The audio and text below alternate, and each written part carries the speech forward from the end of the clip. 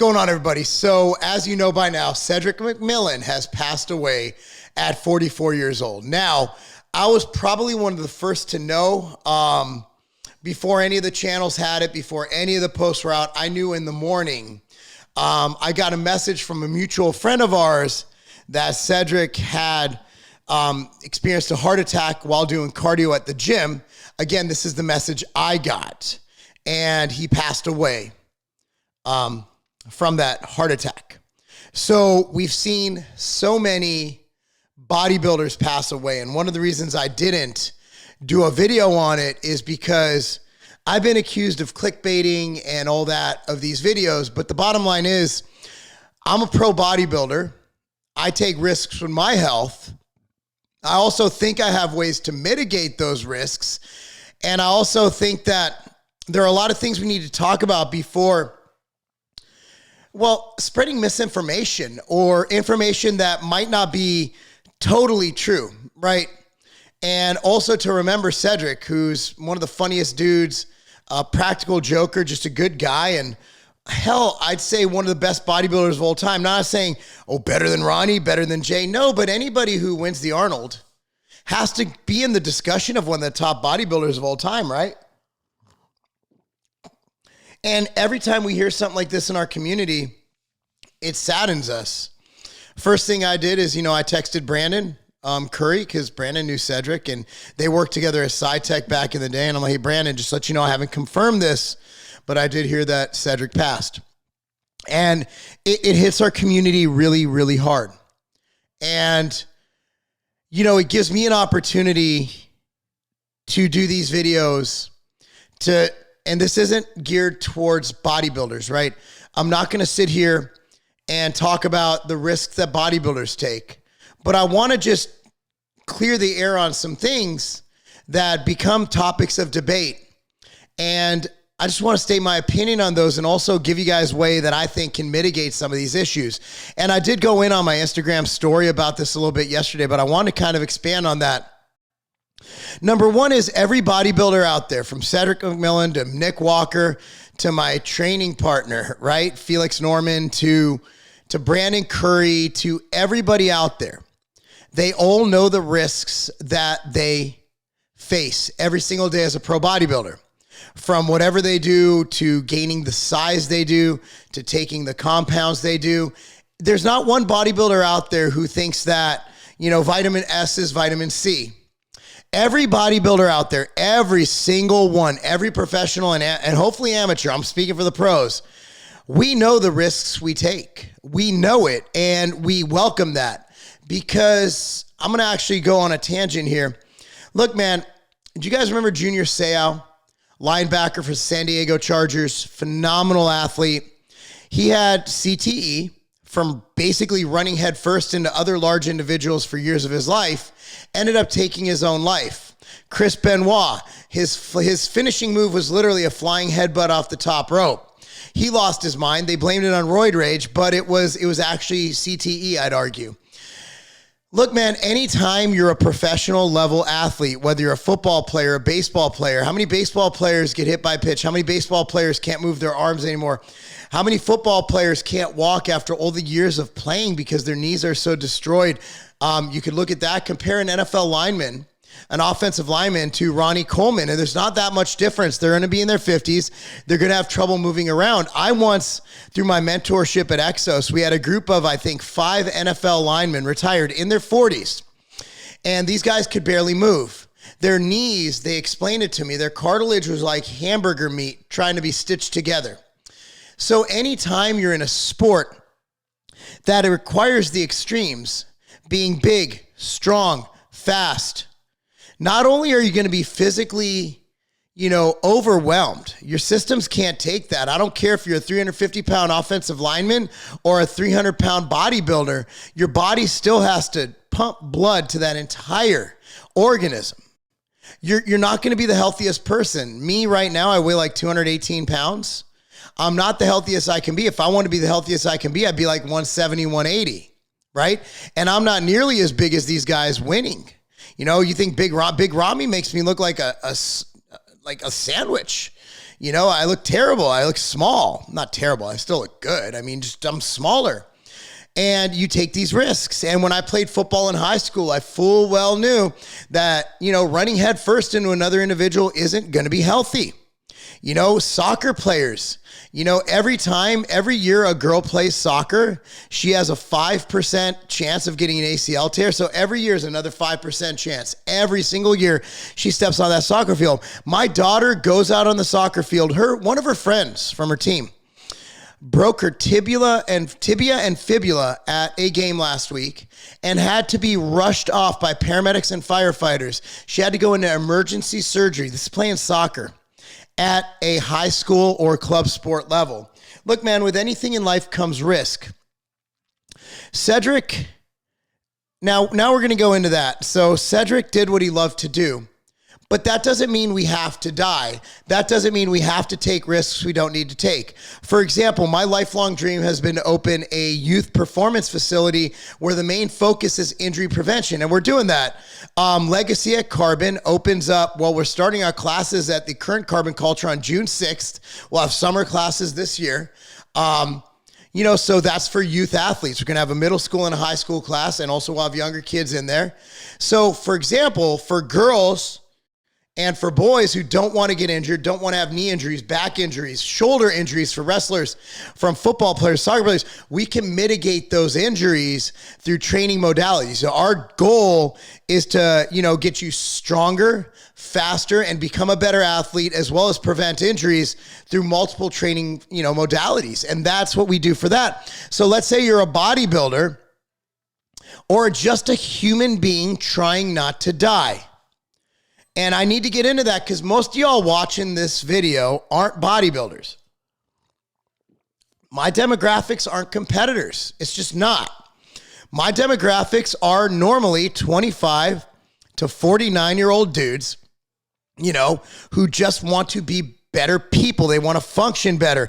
And that's probably why my training videos flop, because most people watch my videos because they're past that whole 16 to 18-year-old get big and fucking whatever cost possible stage, right?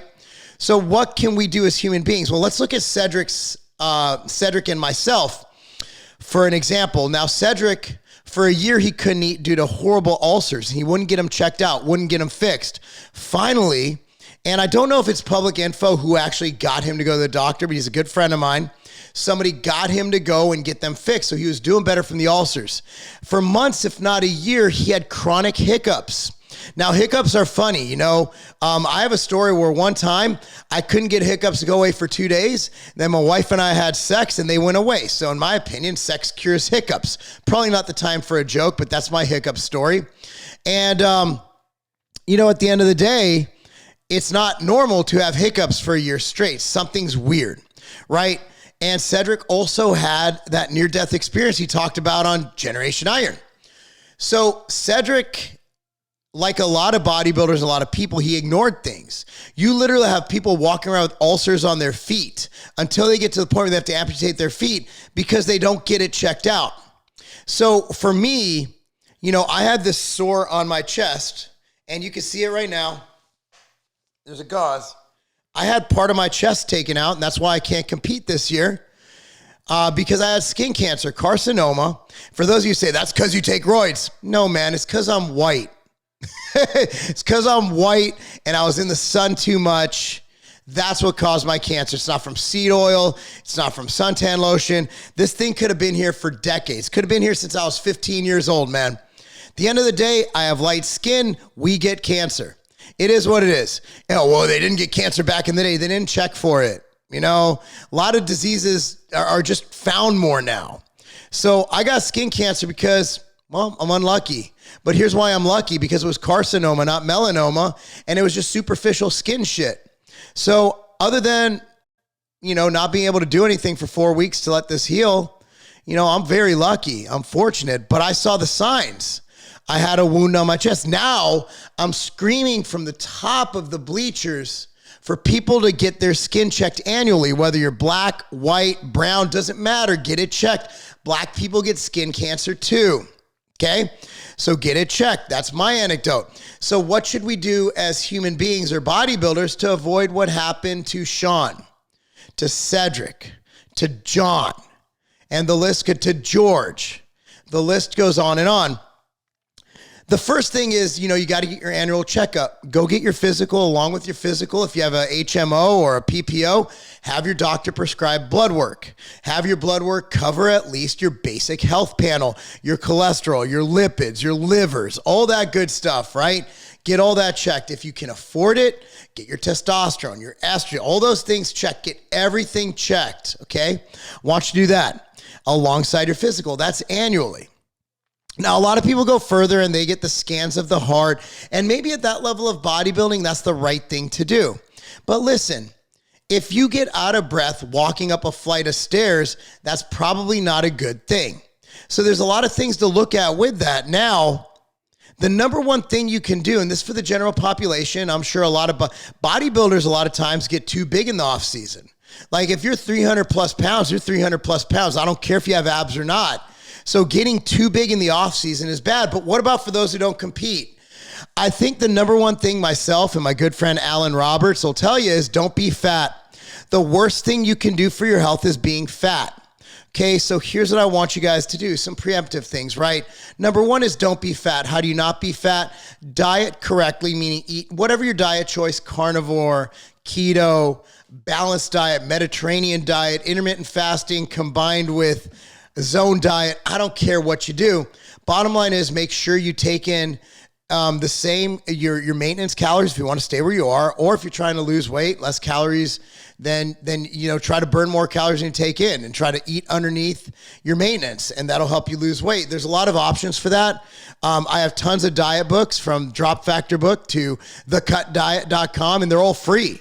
Got a bunch of free books out there to help you reach your goals, or you can hire a coach. I also coach. That costs at marklobliner.com, but I'm not trying to sell you stuff here.